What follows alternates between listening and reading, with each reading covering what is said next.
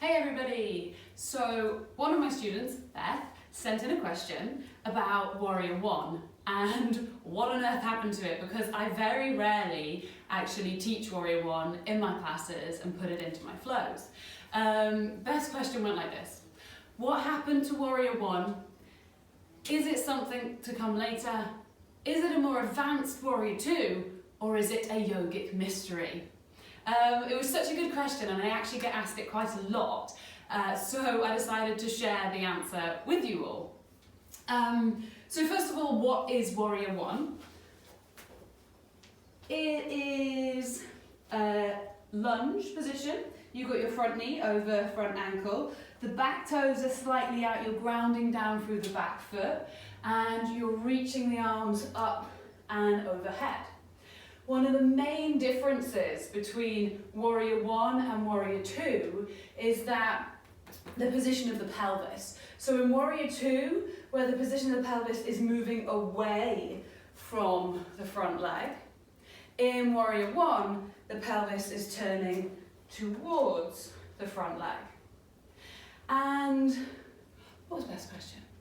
Is it something to come later? Yeah, we might do it in the future. But generally, instead of Warrior One, I like to teach crescent lunge.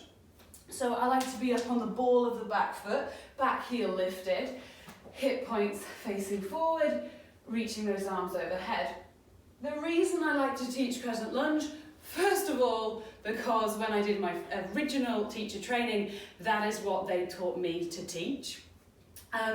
And then actually the reason why they taught us to teach like that is because Warrior One, for most bodies, the way it has been taught in the past is impossible.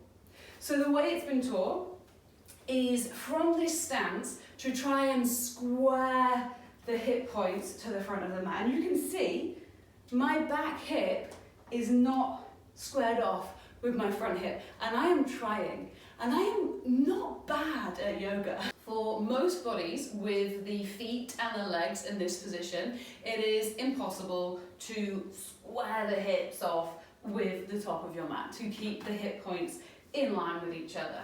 By lifting up the heel and coming onto the ball of the back foot, as you can see, you give yourself that bit more space. You take the leg from being externally rotated, you slightly internally rotate at the hip, and you give yourself that space so that you can actually bring the hips more comfortably to be slightly more square with the top of the mat. If we focus too much on trying to bring this back hip in line with the front hip, it actually puts unnecessary strain on the lower back and the sacrum and the joints in there. In yoga, the most common injuries are repetitive strain injuries, so we just don't want to be doing that, especially if we did as many Warrior Ones as I like to do crescent lunges. Answering the question again, is it something to come later? Is it a more advanced version of Warrior Two? Well, believe it or not, I actually do quite like you to have an enjoyable experience of yoga with me.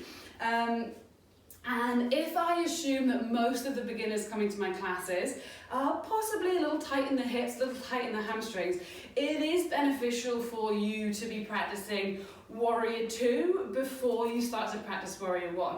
It's useful to practice that open pelvis away from the front leg than it is before you start taking pelvis toward the front leg, or the front foot.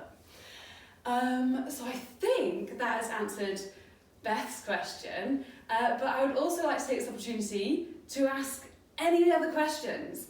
Please send them to me. I'll try and do videos like this, or any further questions on that if I forgot to mention something.